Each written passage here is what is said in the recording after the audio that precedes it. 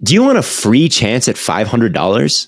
Run Your Pool is giving away not only $500 for the first prize, but $1,000 worth of cash prizes to anyone that finishes in the top 5 of our Stay Hot March Madness bracket. And first place is walking away with $500. Right now, as I'm recording this, there's about, I think, 400 total entries. So compared to a lot of bracket challenges, your odds are pretty good here at making some money. Just head over to play.runyourpool.com/stayhot and make your entry before the Thursday, March 16th deadline. Again, that's play.runyourpool.com/stayhot. Run Your Pool, the home of competition. What is up, hotties? Welcome back to another episode of Stay Hot. I'm BLAIDEN, joined as always by my two favorite co-hosts of all time, Matthew Spinauer and Theo Ash. Going to be talking about a lot of the NFL free agency deals and trades that have happened over the last couple of days. Matt and I touched a little bit on it during the live stream. If you missed that, make sure you go check it out on YouTube, or it should be on the RSS at this point. But before we get into all the good things that are going on, Matt, Theo, how are you guys doing today? I'm good. Just got back to Flagstaff. Should be done traveling for the foreseeable future now. So that'll be nice when it comes to the logistics of this podcast. But Rodgers, as a Packer fan, that news finally dropped. And now I'm excited for this to now be 5 months away from being over. So true. Well, knowing Rodgers, this is going to go on and on and on and on. And it's going to happen again next year, too. It's going to be, oh, am I going to retire? Am I not? And I'm going to have, a decision level announcement about it for the 4th year in a row or whatever it is. So shout out to him for semi-clearing the air today. But I'm doing pretty good other than that. Yeah. Glad to know my guys are doing well. I do need to ask you guys about a debate that was going on Twitter early this morning, which is, how often do you replace your towels after you shower? Well, I thought about responding to that because it was Orlovsky, right? I almost said, I just had my yearly towel wash. Yeah, I was going to say, like, it would be funny to say, like, wow, you clean freak. And then I would have been like, but I do it every 40. I'm glad that I'm not the one who tweeted that out first. You're clean when you use the towels, though. How do they get dirty? Is what I should have said, but yeah, I don't know. Right now I'm living at home. I got towels galore, so it's like one use, and then I'm washing them. But I'm cycling through. I got like a 14 towel rotation right now. It's nuts.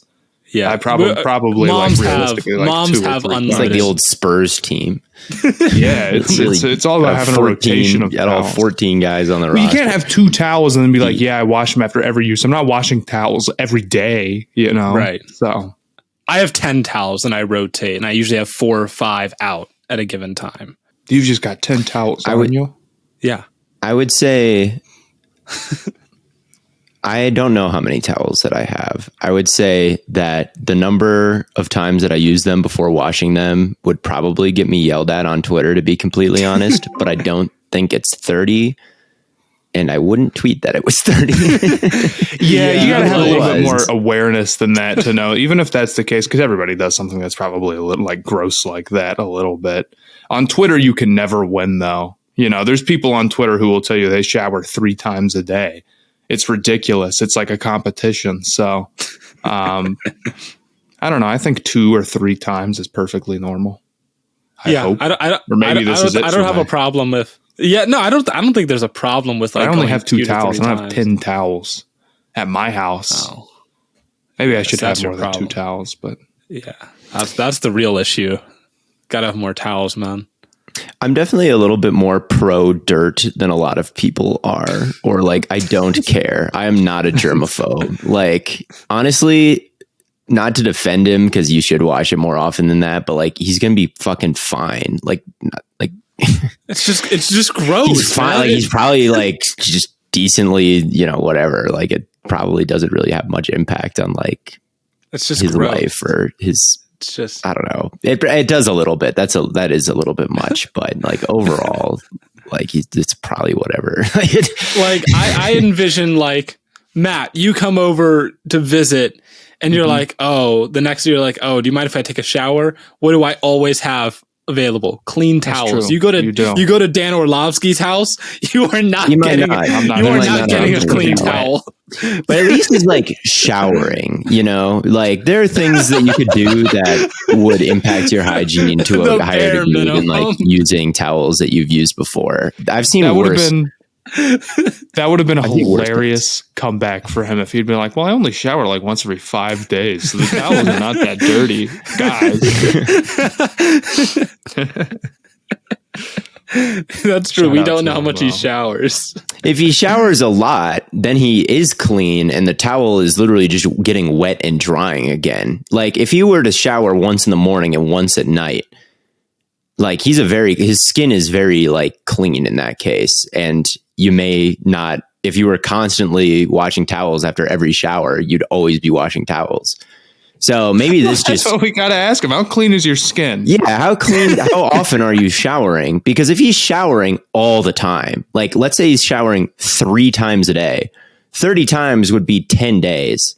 But like at some point, you're not really wiping dirt off yourself if you're showering that much. No, and it's just like the problem is that a wet towel is like a breeding ground for bacteria. This is true. Yeah, that is true. So like you're not wiping dirt off of you. Also, if you're showering 3 times, if you're putting dirt onto you and you're showering again immediately, does it really matter? If you just if you just live in the shower, then you never leave the shower. None of this will be a problem ever. Yeah. Anyway, I guess that probably is maybe defending him a bit more than I should. And that is too many times to go, but it is. It absolutely is. But getting to football stuff, Theo, another one of your predictions has come true. Baker Mayfield is going to be a Tampa Bay Buccaneer. How are you feeling about this? Why are we opening the show with this, man? They're going to be ass next year. They're on 2-15 watch for my predictions and then make the playoffs somehow simultaneously. They brought back Levante David too, which I thought was a little bit strange because it's like, let's be honest with ourselves here. These are players that are old. It might be nice to shed contracts like this and just get a bit younger overall. And they're just not doing this. They're signing Baker. I don't know. I just think that it's a team without a very clear direction right now and are just completely destined to be bad to, at best, extremely mid. Maybe, I don't know. Baker is bad. He's not a good quarterback. You could look at the division and say, well, maybe we should rebuild, but like if we could win this division this year, it's really weak. If you're going for who gives a shit about winning this division if you can't win the Super Bowl? Like that's kind of where I'm at. Like, oh yeah, we'd have a shot to make it to the dance and like, yeah, get fucking kicked out like and molly-whopped by the 2-seed 49ers like immediately or the 2-seed Eagles immediately. Like that's not something that you should be building towards. I get it. Like a playoff run winning the division might save your job. And that's, the main goal for these things. But like overall being like winning the NFC South is not some like awesome prize that should be strived for really. Like if you win it, great. But just because you can win it doesn't mean you should try, but they don't really have many other options. So I guess it's fine. Yeah. I don't know. I was looking earlier and I noticed that the Bucs since 2012 have the most cumulative pass attempts. And then obviously Tom Brady has led the league in passing attempts with well over 700 the past couple of years. They're not going to throw it 700 times with Baker, right? Like there's no chance. I mean, you hope not. They were the worst rushing team in the league by a country mile last year. Like they just straight up couldn't, like a yard on 3rd and 1. Like they could not get it done, even though they had the QB sneak machine, Tom Brady. Right. Yeah, I think that we saw this quarterback coach last year turn around Geno Smith's career after something that was very up and down.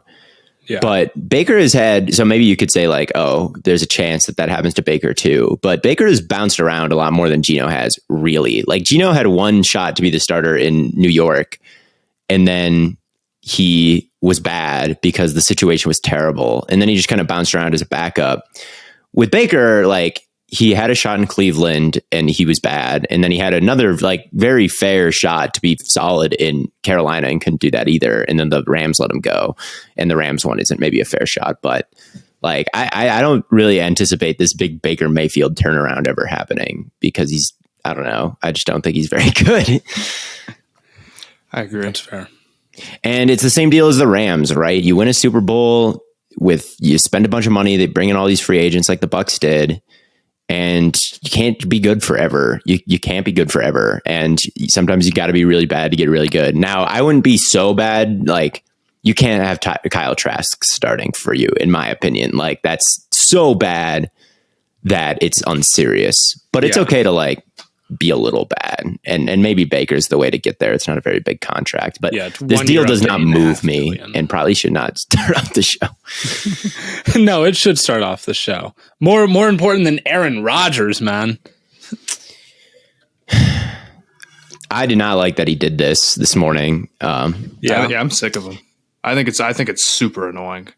How many years in a row is this going to happen with Rodgers? It's drama every single offseason. And if you think it's not going to be drama next offseason, you're fooling yourself unless they like make the Super Bowl or something, which I like the Jets. I don't know if they're quite that level in the AFC. It's going to be a tough task. I think it's going to be really good if he ever actually gets traded to the Jets. But, you know, I just... The retreat, I'm fine with. Do what you want to do. But then going and having this show and like... Then, you know, you got to sign all my best friends because I only throw to receivers who I'm buddies with and blah, blah, blah. He disputed. He's like, it's outrageous that anyone report that I demanded that they do these things. Mm-hmm. I requested it, but I would never demand it. Yeah, but I would just be like, pissed off if it didn't happen. Yeah, like, come on, let's be real here. It's like, bro, the remains of Randall Cobb is not moving me. I'm like, the Jets signed Randall Cobb, right? Did they? I know they got Lazard. They got Alan Lazard.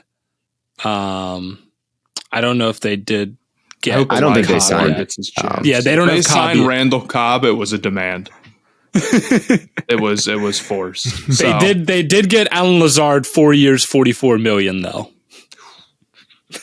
Yeah, I think I'm not mad at it because of the drama or whatever. I just think it takes away all the Packers' leverage now, because if they wanted that pick number, 13 for the Jets, mm-hmm. which is what I want, it would be better if Rodgers was, not clearly trying to play for them next year. Because now the Jets can say like, well, he's going to be here.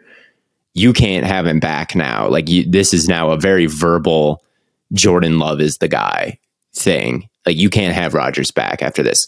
Same deal that happened with Favre. Like at some point it was Rodgers' team. They handed the keys over to him. And then Favre said, oh, I'll come back. And they're like, no, dude, you won't. Like the ship has already sailed. And then they sent him off to the Jets.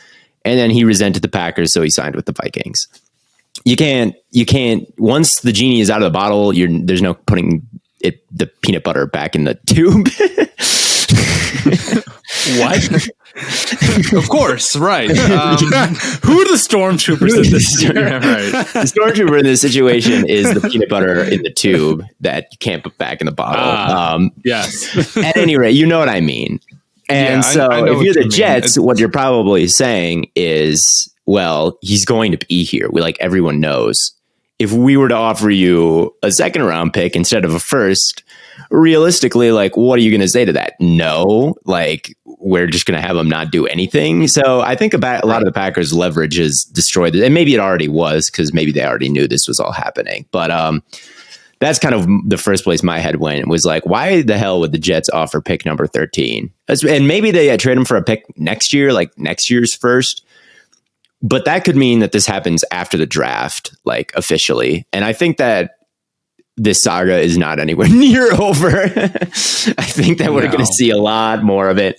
And honestly, it's been years of this, and I don't know. It's whatever. What's a couple more weeks or months? Yeah, exactly. It will happen eventually, though. 40 I some think days. it just may happen Eventually. after the draft, and who knows, like what dumb shit will get said in between now and then.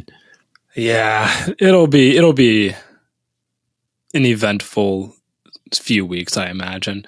Theo, we didn't really get to gauge your feelings about Garoppolo to the I think Raiders. it's dumb as hell. Yeah. Like if you're gonna get if Garoppolo is the final answer, it's dumb as hell. Like Yeah. if they draft someone, then whatever. But like they gave Garoppolo a pretty good chunk of change. Like it wasn't anything crazy. It was like actually kind of one of those mid-level deals that we always talk about. So I guess that's okay. But if you're challenging for the Chiefs and you're trying to win that division, your only hope is you draft a freak of nature. Like your only shot is Richardson works out, really. Or Bryce Young like actually becomes the little general of the NFL and turns into the top 10 quarterback, like a Kyler level guy or maybe even better. And if they are at number 6 and there's a good chance all the quarterbacks they're at number 7, there's a good chance all the quarterbacks are gone by then. And it seems like Garoppolo might just be the plan since they signed him to kind of a longish 3-year deal. Then what was all this for? I get that Carr and McDaniels kind of clashed and Carr didn't like his style or whatever, but like this feels rudderless once again. Garoppolo's also cheaper than Carr. So like, who cares? Like, okay. I look at it like it's a lateral isn't move. The problem. Like, you're not signing anybody with the difference between those two contracts that are going to help you get past the Chiefs or the Chargers. You need a young guy to do that. So, I mean, either tank and go with Stidham or trade up and eat your vegetables and get a quarterback that can maybe be better than Garoppolo. And that's your only way to ever be a contender in the AFC West. So I just don't think tanking was an option after trading for Devontae. I don't think tanking was in their wheelhouse. So it's I guess you had to do something. Why not? Right? You think you could blow it up? I don't know. I just don't feel like that's I don't know, dude. I'm not planning my entire future around the fact that I have Devontae Adams on my team and nothing else, especially if that future is bleak regardless. Plus, I think Devontae would understand it more to say like, okay, the Carr wasn't a fit. Personality wise, it wasn't a fit. He had a down year. He's not getting us past the Chiefs. Devontae's a grown ass man. He could probably comprehend that like statement. Like, okay, not even from a comprehension. What Devontae probably struggles with more, and he tweeted something cryptic or posted something cryptic on Instagram. He was like, "Don't hit me up unless I talk to you in the last 3 weeks," or something like that. Probably because it's more frustrating to see them ship out his mid quarterback friend for another mid quarterback. Like that's probably what's the hardest thing for him to like comprehend. If I was him, at least maybe, but I don't even know if it would be a comprehension thing. What are they? Would they even be able to move off of him? Right? It's like, yeah, I'm sure they could. You can't. I mean, obviously, you can't cut him. So if you're trading him, someone's going to have to take on his contract. I just don't see like the logistics working out that way. Of like, oh, we're going to get off Devontae, we're going to get off all these contracts that we might have. Okay, well, how many high-level players do the Raiders even have right now? It's like Devontae, Crosby. One on defense, and they have one high-level player and like 3 on offense. Okay, well, we must win 7 games. All right. I mean, they had the 7th overall pick, and Devontae played a whole year. So if you're suggesting that like they couldn't tank because Devontae is too good, like they probably could do tank if Devontae was that good because he is that good, and they're terrible. I guess. I just don't know how the money would work getting off that deal. That would be my only concern. I get that it's like if you're going to the roster is just a bit too good to tank and a bit too bad to actually contend, and that's the truth. They're just in a bad spot, and that's why they should probably trade up and with the Cardinals or something and just take a guy that gives them any kind of hope. Because right now, I do like, what does the Raiders' path look like the next 3 years if they don't draft a guy right now? Like, I don't know. Like they go they win 7 games this year with Garoppolo. Okay. Like, yeah, I don't know. I don't like it. I'd rather see them trade up. Yeah. Trading up would have been better. I just like, given like they couldn't have signed anyone that would have made like more other than like Brissett. I guess Brissett would have been the one cheaper option, which we will. I don't know if the deal has come out yet. He did just sign with Washington. So that'll be interesting. I don't know. I don't know Sam Howell's quarterback 1, man. He is losing his job to Jacoby Brissett, I fear. Didn't Brissett like demand to be a starter or something? Did I see that on the news? Like he wanted it somewhere where he was like assured to start. Well, if his competition is a 5th round guy who's never played, I mean, yeah. So this is a good place for him to end up because this is the one place where that probably is true, except for maybe Cleveland because he played better than Deshaun Watson last year. He did. So I think he could start in he was better than a lot of quarterbacks last year. So like he could probably start for a reasonable number of teams. He could start somewhere where he could start probably over like Baker in Tampa, or Washington, or those 2 places. If the quarterback is really bad, he can start for sure. He could start, yeah. If he could start over like someone completely like a late round draft pick or someone who is a 3rd string behind David Garrard. So, or not David Garrard. I'm thinking of who am I thinking? Gabbert. Jesus, different double letter middle of the name that starts with B. Wow, that's a deep cut to be wrong about. I was like, who are you? Who is this man? David Garrard. So close.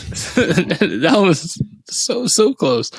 But yeah, I mean, Brissett could start somewhere. I'm trying to think what else has happened. Zeke got cut. We knew that was happening. It was inevitable. He was such a dog at Ohio State, man. You gotta if I could do it all over again, I'd draft a number 1 overall, man. He was special. I don't care. But you're getting fired. What we know now. You're getting fired. Now I'm doing it all over again. I don't care. He's got 10,000 rushing yards. That's awesome. But I mean, you have to. You can't have him on an $18 million contract and franchise tag Tony Pollard. I still don't trust that the Cowboys actually have a running back because, I mean, I like Pollard, but he broke his leg. That's not good. So I don't even know how much they save off this. I want to say it's like 6 or 7 million. It's not that much really, because I know it's like $10 million in dead cap still, but you got to do what you got to do eventually. He obviously hasn't been who he was. I think he's pretty replaceable at this point. Yeah. I wonder if he'll end up in like Tampa, which struggled so much in those short yardage situations. Like I said, everyone's so excited about the Rachaad White like potential breakout in fantasy. And it seems like whenever that happens, it can never just go smoothly. They're always going to add someone else. I wonder if they would add someone like Zeke. That plot makes sense. It's like, and then Zeke will be super inefficient and people will be like, well, why aren't they running White more? That makes no sense. And then they won't care. It's Zeke 3.2 yards a carry on 150 totes. That's happening. Sorry. Time to draft Zeke in fantasy again. He'll be borderline. That's the first place that like sticks out of my head as like maybe somewhere that he could go that makes sense, but it's a running back.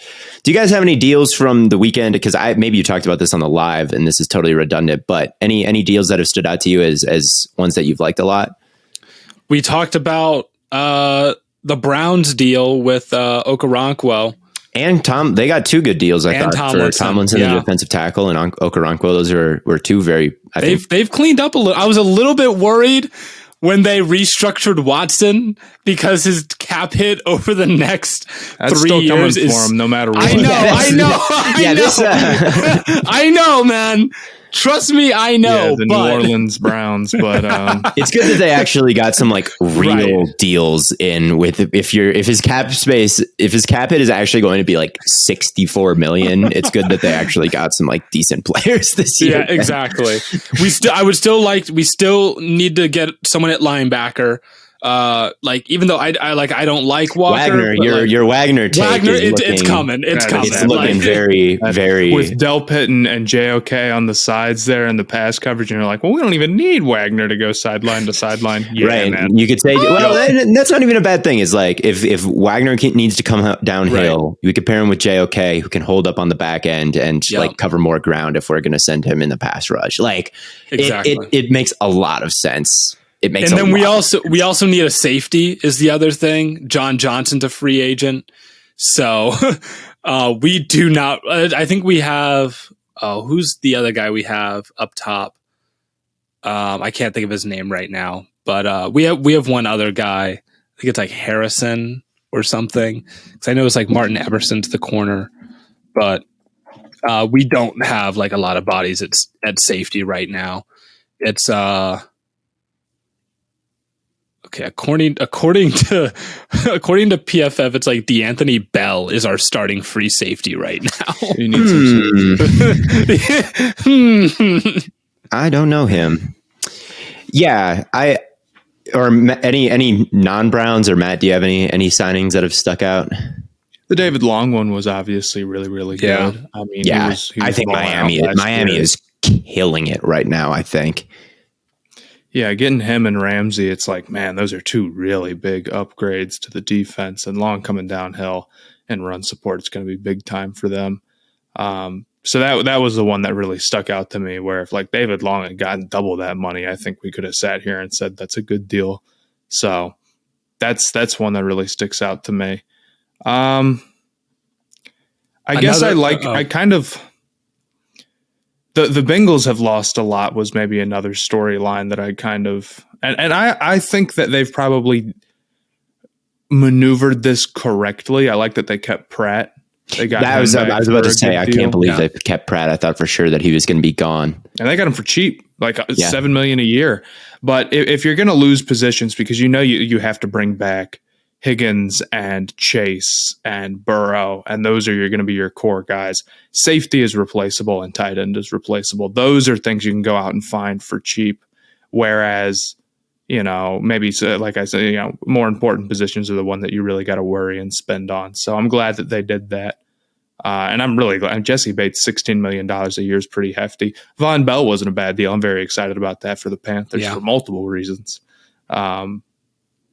But yeah, I think they've done a good job, even though they've lost guys. I think those were the tough calls, but right calls. Yeah, the Bengals kind of have the same problem the Browns have at safety, where it's like the guys they have are Dax Hill and the other Michael Thomas. Yeah, we'll see what the Packers have signed in free agency so far. The returner.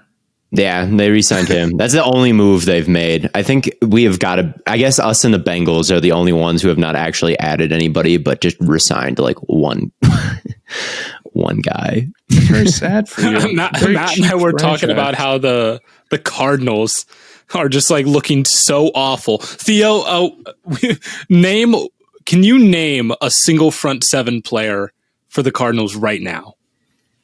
Not front seven. I know the linebackers. There's Golden, and then there's the guy from SDSU, and then there's Myjai Sanders, and then there's... Oh my God, I can't believe it. We talked about this yesterday. I didn't get Myjai Sanders. Yeah. Bearcat, but like he's a linebacker. They've got Simmons, and they've got Zaven Collins, and then their defense tackles, they have a guy with like like a Samoan... I don't know if he's actually Samoan, so I don't want to like say that, but like a guy with like some sort of name that sounds like that. I don't know. I literally just did a thing on the Cardinals front seven. I literally wrote all of their names down, and I still don't remember any of their interior players. Yeah, because that's cheating. You wouldn't have known any of these guys. Look, I would have known Marcus Golden, who's been in the league. Like, no, we don't care. Look, regardless, they're terrible. It was so funny. We were talking about like they could be the worst team next year, and then I saw a few hours later you were tweeting out the exact same thing about how they could possibly be the worst team in the league.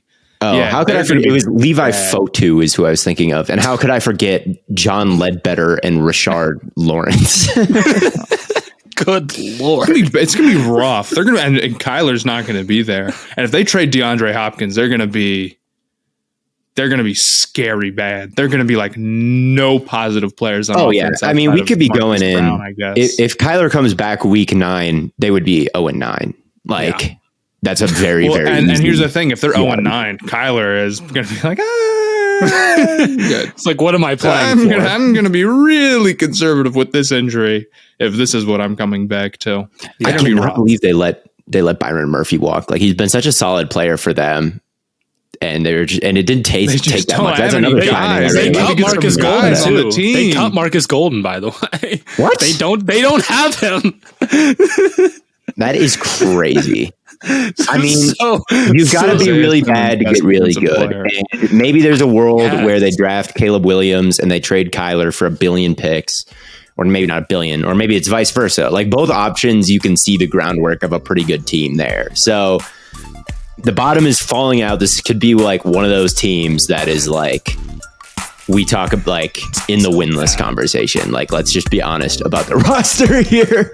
It's one of the worst I've ever seen is currently constructed. If D-Hop maybe gets they trade traded, back, like they might even trade back this and not add anyone. I do have to interrupt this free agent talk for one quick second to talk about college basketball and our sponsor, Run Your Pool. Thank you, Run Your Pool, for sponsoring our bracket. You can go play it at play.runyourpool.com/stayhot. Run Your Pool is the home of competition, bringing sports fans and their friends together to connect and compete. With over 50 game types of every sport you can think of, Run Your Pool is the one-stop shop for sports gaming. With over 2 million players, there is no better place to run your bracket for your friends, family, or office. We used them last year to do our survivor pool for the NFL. It was great. Super easy interface to use. I love it genuinely. And Run Your Pool is giving you guys the opportunity to compete against us in our very own Stay Hot March Madness Bracket Challenge. If you can prove that you know ball better than Stay Hot, Run Your Pool is giving away cash prizes to anyone who finishes in the top 5. All you have to do is fill out your bracket for all 63 March Madness teams and earn points for each pick you get right. Oh, and most important part here, entry is completely free. It is completely free to join, even though there is a cash prize. So you have everything to gain, nothing to lose.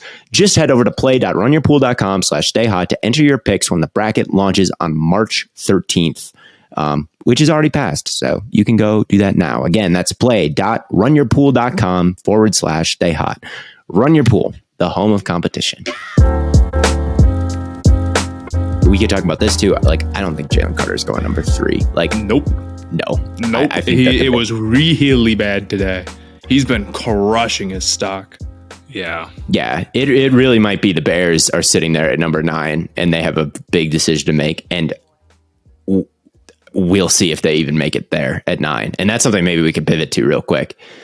I am very convinced he's going to free fall. Like, I'm extremely convinced of that right now. And it's just there's concerns about his maturity, like before the car crash stuff.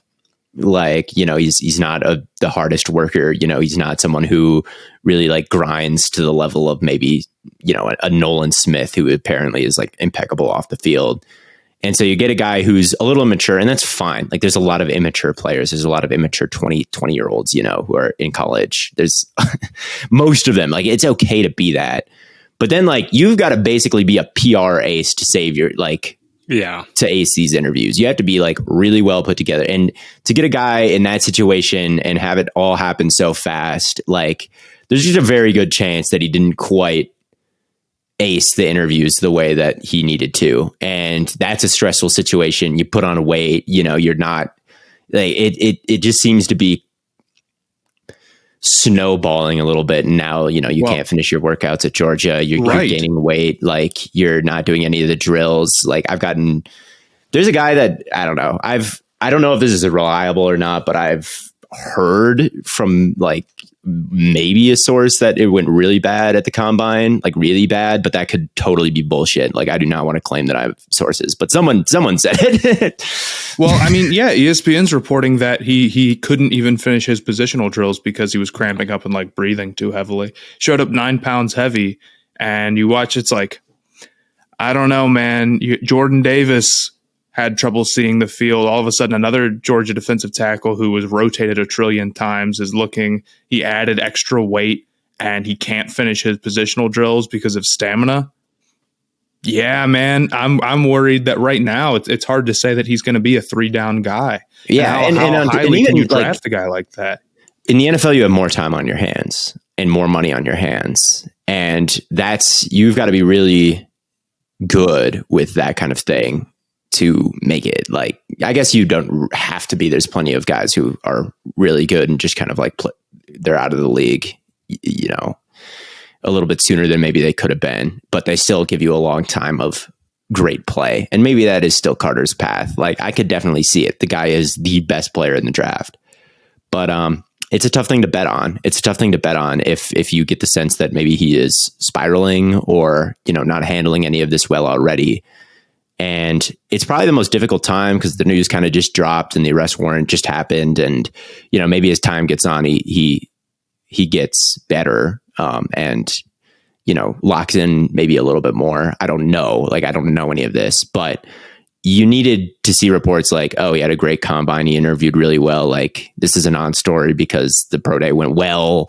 And, he tested at the combine and he was like this crazy athlete. Like, then it would all go away, but none of that has happened. And I don't know. It's just very bad vibes around his draft stock right now. And I hope him as a person is doing okay. And it's not all through the lens of like, cause it's a very traumatic thing to have it. Like, your career is now like in huge risk, really. And that's just a tough thing to rationalize when you don't really have a ton of other plans, maybe because he's a 5-star at Georgia and he's supposed to be the number 1 overall pick. And now all of a sudden, like, oh, that could not happen. And that's a tough thing to go through mentally. So I really hope he's doing all right and I'm wrong, but man. Yeah, I mean, it's tough. We'll see if he does go at 3 or at 9 or maybe falls further than that. It'll be a very interesting process as we get, closer to the draft. And I imagine mocks will start to look drastically different too. If you want to talk about the Bears, Theo, I know you made a video talking about you don't fucking Tremaine Edmonds deal that they like. The Bears fans are killing me for not liking. They're like no. Like, it's a scheme fit. It's a scheme fit. I'm like, I just went on a huge rant. So if any of you guys want to talk before I go on another one, feel free. But I do not like my big thing about this is the weird like packaging of the other linebacker deals to try to compare them straight up against Roquan. Let's be real. You signed Edmonds for around the same money as Roquan. Right. It's Edmonds or Roquan. You gave big money to a linebacker. You can probably only do that once. So it's Roquan for 20 or Edmonds for 18, right? And yes, you get the second that you traded Roquan, and that's fair to add in the analysis of it. But when you started, it was like, but also TJ Edwards. No, it doesn't work like that. You don't get, you could have signed him anyway. You don't get to do that. That's not how it works. Right. No. Bears fans are in my comment section posing it like we could have had Roquan, but instead we have Edmonds and Edwards and a 2nd-round pick and Jack Sanborn instead. It's like those things, like half of those things could have happened anyway. Like, the only thing that you use if you're going to save all this money at inside linebacker, and that was the united message from the Bears front office, was we love Roquan, but not every position has equal value. We don't feel that inside linebacker is one of those marquee positions that we have to pay. So we'd rather get a pick for him instead of paying him. That was the message. Like, polls said that and all the fans said that. And I bought into that. Like, I was like, yeah, that's okay. If you want to spend more on a different position, that's I'm not, who's to say like you can't do that or that's invalid information. In fact, I was a little bit dubious of the Ravens trading for him and giving him a big contract because he's an inside linebacker and you need to pay your quarterback. So like, yeah, I bought into that. For all the Bears fans who think like I just hate the Bears, I think I said the Bears like won the Roquan deal. But then Roquan totally, like, he's an amazing player, first team all-pro linebacker, I think, that like totally transformed the Ravens defense. They're like, well, he's not that good. Like, he wasn't that good. It's like, that's not what you were saying before, he left. It was just like instantly they were like, well, yeah, this guy sucks. The guy that we've been saying is so great. And they were all united to saying like, linebacker is not the important position. We need edge rushers. We need defensive tackles. We need all this stuff. And then they signed a middle linebacker and they're all like, what a deal. And like the guy I was arguing with on Twitter, Max Markham, I think, like he was mad because I didn't tag him in some tweet where he was like celebrating cutting Roquan or trading Roquan. And he was like, damn, what a great deal that we got Edmonds. And I was like, this is stupid. And then he's like, well, I didn't know the time of the deal, the terms of the deal when I tweeted that it was a great deal. It wasn't overpay. In like this whole justification on like why he thinks it's a good deal. It's like, you clearly don't think it's that good a deal because you just said it was an overpay. So I don't know what Bears fans are on about this. I mean, they might crush they might get DJ Moore. They might get Jalen Carter anyway. They might get, you know, that might be awesome. But this move specifically is bad. Yeah. And like everything else they've done has been good. Like I don't have, the trade was good. Getting TJ Edwards is good. Yeah, the TJ Edwards deal is good. Like that is good value for a linebacker. Tremaine Edmonds is bad value for a linebacker. If you're going to give a linebacker like league resetting money, you should give that money just to Roquan Smith straight up because the guy is fantastic. Like he can just do whatever. So people say, oh, he's not a scheme fit. And then I asked Bears fans, like, why is he not a scheme fit? And he's like, well, the defensive coordinator, Eberflus likes longer linebackers. It's like, that's not a scheme thing. That's like a player archetype thing. Like, what does he ask the linebackers to do that Roquan, like, can't do? Because there's nothing that Roquan can't do. He's got, like, someone in my comments was saying that Eberflus, likes rangy linebackers, and I'm like, who is rangier? I'm like Roquan. Unlike Roquan. I've got news for you about Roquan Smith. Yeah, that's the same thing happened to me. They were like, he likes a guy who can go sideline to sideline. I'm like, didn't Roquan Smith like run a ridiculously fast? Like he is the rangy linebacker prototype. He's not very big, but like, damn, is he rangy? Right. Yeah, so I don't know. We'll see with the Bears. I'd say my thing about them, and I guess it's hard for me to talk about them without people being like, you're just mad about the trade, even though I. Same thing with me because I'm a Packer fan, so they'll say. Okay, well, Blaiden is. Neither of us can speak on the Bears. I'm a Browns, but what allegiance could I possibly You're the only have? one who gets a pass, but I think that them making a lot of moves. Good, like they need to, but also you have the number one overall pick and $100 million in cap space. Like, of course you're making a lot of moves. Of course Ryan Poles is going to come out like with the most improvement of his team. He's got the most resources to work with. He needs to make sure that the deals he makes are legitimately good ones and not just making deals because we gotta. Right. You could put me in charge of the Bears and I'd come out of free agency with like the most shit. You know, it's easy, but you got to lay a smart groundwork. And as of right now, like, where's you could have signed Dalvin Tomlinson. You could have done what the Browns did and signed Okereke and Tomlinson. Yeah. And all of a sudden your defensive line would have gotten like two serious players.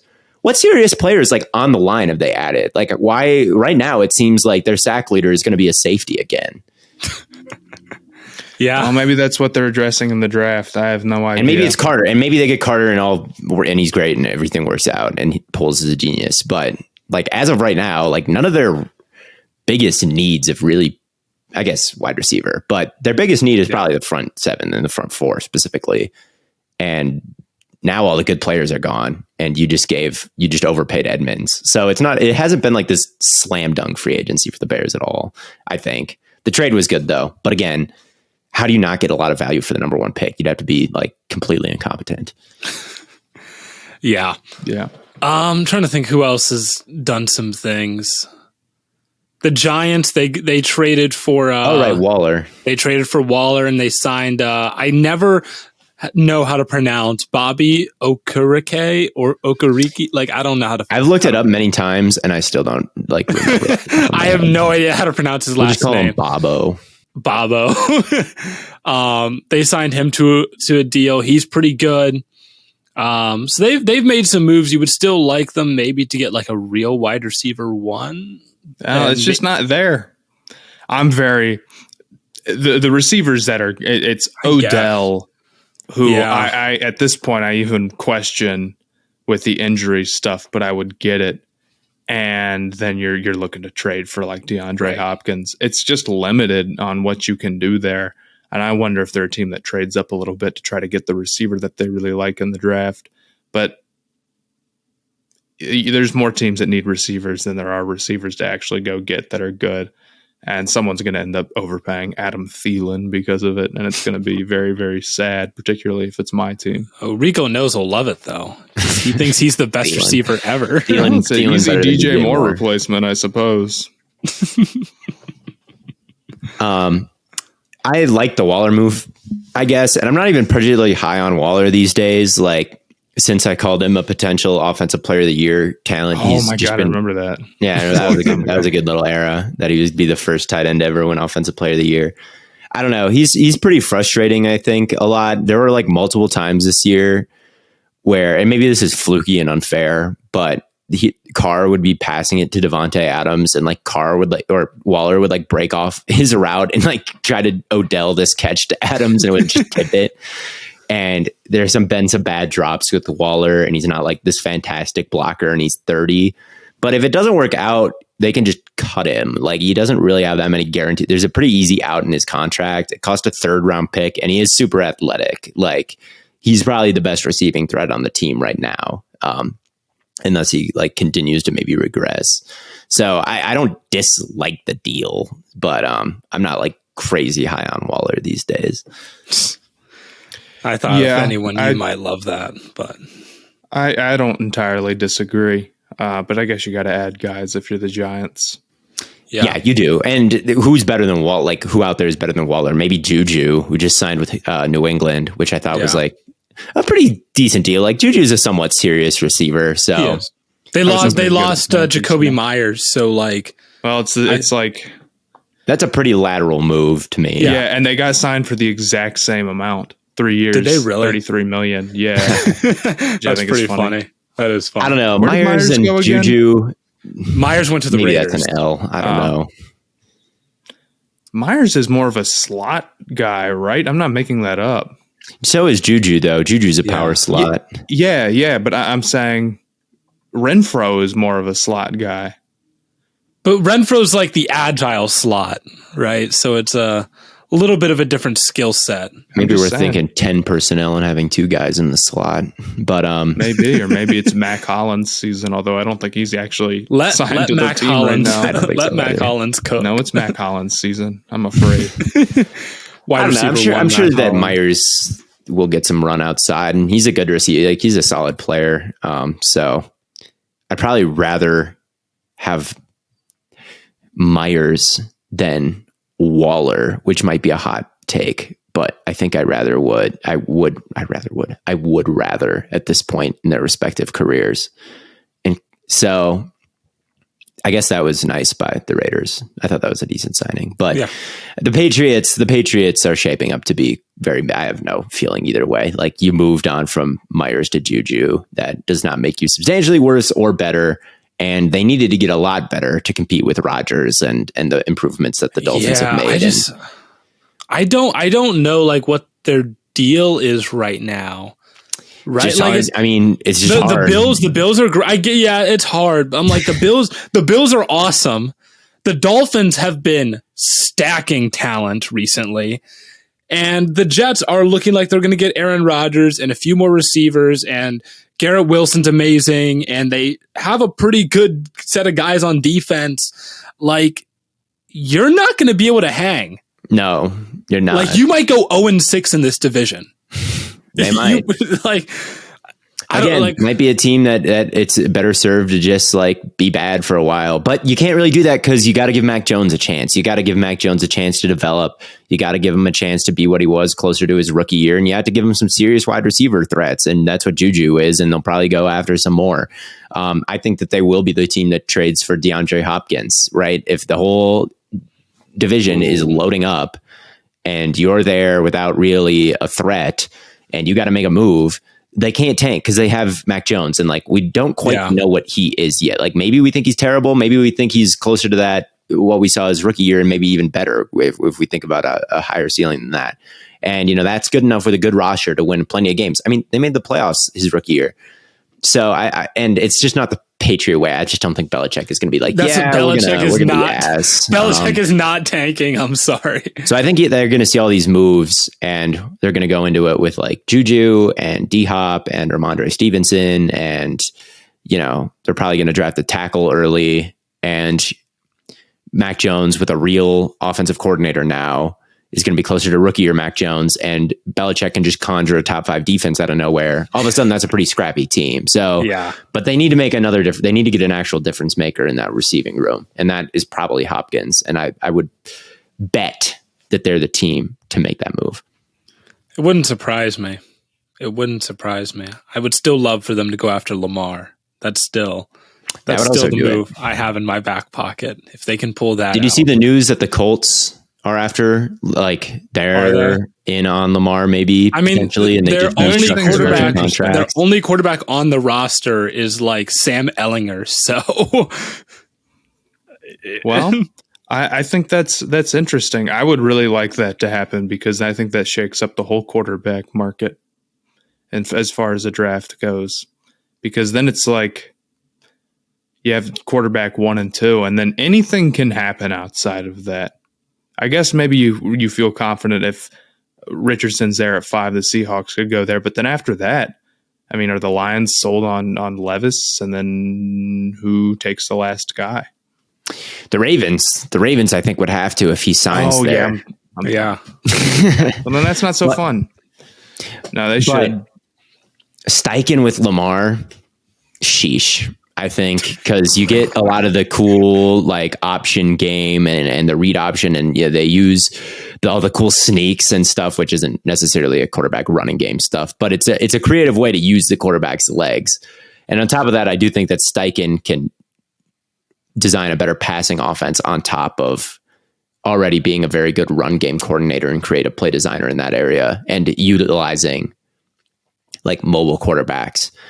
So I'm sure that it's very, very tempting for them to pair him with like the best mobile quarterback that there is in Lamar, like the best guy who is also someone who can put up 1,000 yards on the ground. So he is someone that I could definitely see the Colts being very interested in. The fact that there's any news at all about this when everyone else is like, I'm out, and the Colts are like, well, like that's pretty significant. That's pretty significant interest in my opinion. So that's something to definitely watch out for. The only thing that would scare me with that, I mean, that offense would have still no receiving guys. Like it's Alec Pierce and Michael Pittman. Like I've seen worse. That's not bad. It's better than what Lamar has been dealing with. You could say. I guess maybe. And you win that division, like. Maybe you win because the Jaguars are pretty good. Jags are pretty good. The Jags are pretty good. But you'd have the best quarterback in the division, I think. And you'd be pretty serious. And it's a team that's desperate for a quarterback. It really is. And that's why you'd think they'd draft somebody because they haven't had long-term stability. But if you're signing Lamar to a contract, that long-term stability is probably just as long-term because it's, a rookie quarterback. If they're bad, which half the time they are, that's about a 2 or 3 year investment, which is the same as probably Lamar's contract. So that could still be a long-term answer. Yeah. Trying to think. What else has happened? Well, the Browns just signed Thornhill. So there's one of your safeties. Did they? Yeah. Do we know the money on that? 3 years, $7 million a year, I think. Okay. I guess we'll Von Bell better, I'm afraid. But yeah, I mean, this is like a Mo Alley Cox clip. The Juwan Thornhill Von Bell. Dude, Von Bell. I love Juwan Thornhill cannot rotate into the box like Von Bell can. Which is probably true. You get the 2-dimensional. Bro, Von Bell was part of the. I don't know. He'll bring Lou Anarumo's ideas. No, we like Von Bell better. I don't know what is there anything else or? I mean, there's a lot of other stuff that has happened. I don't know if there's too many like talking points that we absolutely need to hit. Is there any team? I guess we could do some gamified stuff. Is there any team that you think has won and lost free agency to this point? I could talk about a certain team that I always feel like in some way are losers, if I'm allowed. But I'm being very biased, and the New Orleans Saints. This is their reckoning has been coming. It's just been spread out a little bit more. I made this exact point on the live, but I'll make it again for those who don't listen. dude, they have like nobody on that defensive line at all. Cameron Jordan is at this point kind of just not good. I guess Peyton Turner is somebody you're hoping to see more out of, but he didn't do a whole lot this year. And I understand entirely that a lot of the guys they lost on their defensive line, they didn't lose any like star players or whatever, but they're paying a lot of them regardless in dead money because of the restructuring. And at a point, you've just got to have guys. They have one defensive tackle on the roster right now. And I think they've only got a couple $1 million in cap at the moment, even after a lot of restructuring. And I think to some extent they can address this in free agency, but like they've lost a lot on their defense. A lot of their key players who are already old are a year older. Derek Carr, I'm not particularly moved by. I mean, you made the point that he's not that much better than Andy Dalton, and now I'm really inclined to agree with that. So I think overall the Saints are in pretty big trouble. I think their defense is going to be pretty weak next year. Yeah, they brought back Michael Thomas, which like I guess could be a W at this point, but again, it just feels like a lot of effort to be NFC South champions in a first round playoff exit. Like everyone else, maybe not everyone, but with a lot of these other teams, I can definitely see them either shedding contracts that make them better in the future or making moves to become a Super Bowl contender. And the Saints, I just don't think they really fit into either category. I would also say the Rams right now are just kind of in no man's land right now. Like I just wanted to see more value for Jalen Ramsey. They got Hunter Long is the only guy they've added right now, and they're trying to shop Stafford, which pretty much tells you that they think he's probably cooked. And no one is going to bite on that deal. So they're just kind of in no man's land. I mean, the Rams, I feel like, are still in a position where they're trying to shed all the work they did to win that Super Bowl. And I like it at this point, it's only been a full year since that's happened. I'm willing to give them another year to like just be kind of mediocre and just like ride out that Super Bowl a little bit. If we're at this point next year and they're still not doing anything, I think at that point we can be a little bit more judgmental. But I'm like, Rams fans, you got a Super Bowl out of it. You're fine. The thing is, I just don't think they can tank with the you've got Aaron Donald. Like, just if you're going to do that, like trade Donald, trade everyone. If you're going to do this, I don't know. Like, they've still got a core that you should probably still be excited about. Like, Sean McVay came back, and Donald is there, and I still think that the core is good enough to make some noise on a terrible NFC if they were to make other moves, or if they were to have gotten like a first round pick for Ramsey, I'd say like fine, whatever. Like they needed some young talent, but they got a third round pick and Hunter Long for him. So it's like you still are not going to have any good rookie contract players next year. And yeah, they won the Super Bowl and that was awesome. But to me, this offseason didn't go anywhere close to ideally for them. Yeah, I can get behind that at least. That it's like it's not an ideal position. They're very much in no man's land. Yeah, the Dolphins have to be in that conversation. You could probably throw the Niners in that group as well. Getting Javon Hargrave, I think, is huge for their defensive line. And then maybe Washington bringing back Darren Payne. I think the Daron Payne thing was an overpay, like a slight overpay. I don't think that was like a great deal for them. Okay. I think it's a great, I just look at it as like great player.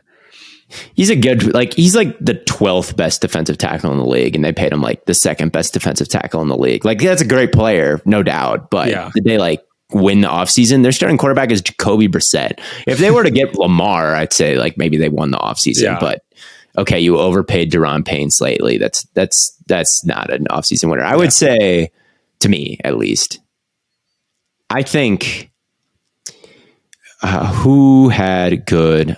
I just had a name in mind. I thought the Eagles did a pretty good job. Jason Kelce didn't retire, which is not something they could necessarily control. But I mean, the fact that he didn't, that's good. They brought back James Bradbury. That's good. They cut Darius. They brought in Rashad Penny, who's like my favorite player ever. So that's the only thing you looked at. You saw Penny, and you were like, "Yes, winning offseason." I don't know. I get that they lost Hargrave and everything, but honestly, they didn't lose Kelsey. They didn't lose Bradbury. They brought in a great running back. They, still have the 10th overall pick. Like, I think they definitely didn't lose enough players to the point where I'm like, oh boy, it's not going to repeat. There's no way they repeat in this NFC. So I think that's like a slight W for them, even though they lost all their coaches. They lost all of their coaches.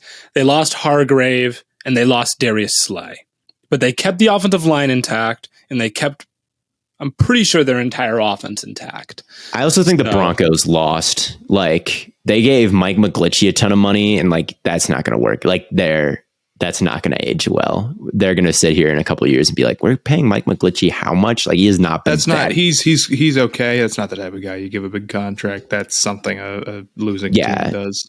They signed like Alex Singleton to more money than like David Long got, or El Shair, I think is how you pronounce his name. Something. Yeah, the Aziz. He came for the 49ers. He's on the Titans now. Like, Alex Singleton is not that good, and they signed him to like an $18 million deal. They signed McGlinchey.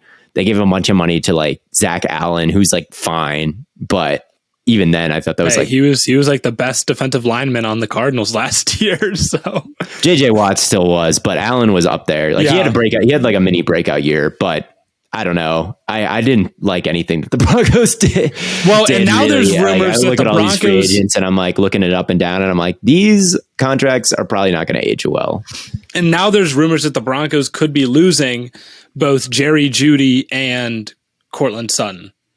Right. Yeah. I feel like they're not in a place that makes me any more confident than I was before free agency. And they spent a ton of money. And if you spend a ton of money, I should feel like, oh, wow, this team could actually maybe make some noise. And I don't really feel that way about the Broncos at the moment. Go ahead, Matt. Oh, Eagles just brought back Fletcher Cox for $10 million. That's good. Why not run it back? He's still a pretty good roster. Good. I would have loved to have seen them kept Slay. That's the one thing that I'm like, but I guess you live with that. The one other move that we didn't really talk about, Matt, we talked about it a little bit, was the Cowboys got Gilmore. Yeah, I like that a decent amount. Yeah, Gilmore is not washed yet, in my opinion. I mean, he's probably about this close, and it could very easily happen like very soon, but it hasn't happened yet. So that's a pretty good move. And they brought back Van Der Esch, which I thought was good. Overall, I think the Cowboys have done like a fine job. Yeah. We were talking about them. They need some receiver help badly, man. They lost Noah Brown. Gallup super injury prone. Schultz is on his way out, which I guess I like their depth more. I think they're a very strong contender to go receiver in the draft. Wouldn't surprise me if D-Hop or Odell ends up signing there. But that doesn't make any sense. No, if they trade Amari Cooper away because they can't pay another receiver, to then the next offseason go trade a small pick for a receiver they have to pay. It doesn't make much sense, does it? But they still might have to do it. Fair enough. Yeah. But drafting a guy would probably make a lot of sense for them. It would be very helpful. They're often like everything else is good. Like the offensive line's good, which I don't know how the fuck they pulled that rabbit out of their hat, lost a bunch of guys, and all of a sudden the O-line is still great. Their quarterback is good. If Pollard can get back to health, they're good. The secondary looks good. Micah Parsons is amazing. They have so many shaping up to be another second round playoff pick. Literally. Every year. This will be their most legendary divisional loss yet. One more team that I think did a pretty good job was Houston, actually. I think that getting Shaq Mason in the trade and Jimmy Ward, they added a lot of people. They've quietly been very active. Noah Brown, Robert Woods, Shaq Mason, Quessenberry re-signed. They added Winovich and Rankins to their defensive line, and Hassan Ridgeway, MJ Stewart and Ward. Like that's a lot of talent that they just infused, and a lot of cheap talent as well. So this is a team that I still think, and they lost Okoronkwo, which is unfortunate for them because I thought that they should have brought him back because he's great. But I don't know. They're someone who has quietly added a lot of cheap talent to their roster, which was needed. I guess. Yeah. But That's all I've got. Same. So, Theo, unless you have anything else, I'm going to send the good people home. Send them away. Send them away. Well, thank you all so much for tuning in. It's been an absolute pleasure discussing free agency with you. I'm sure more stuff will happen, and we'll almost certainly have to do another mock draft here pretty soon to discuss kind of how this affects, the current draft positions for a lot of teams. And then, maybe if more stuff happens, we'll do another one. But until next time, as always, from Corn Boy, Bird Boy, Lemon Boy, we will catch y'all on the flippity flop.